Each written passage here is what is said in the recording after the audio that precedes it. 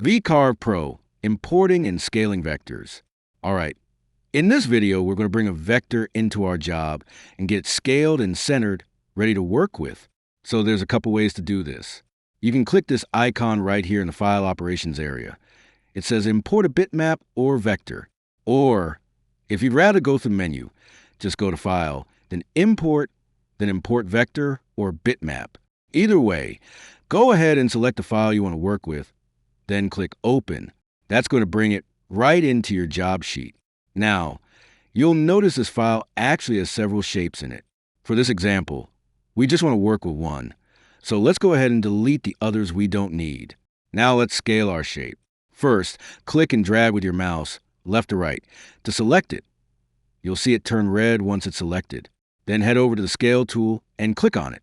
Make sure Link XY is checked so it scales proportionally. Then just type in the size you want. I'm going to put 6 inches here. And click Apply. Last step, let's center it. With your shape still selected and showing red, go to the Align tool and center it in the middle of your material. And that's it. Our vector is imported, scaled, and centered, ready for the next step. If you like to keep learning step by step like this, come join us. Enroll in course today. Thanks for watching.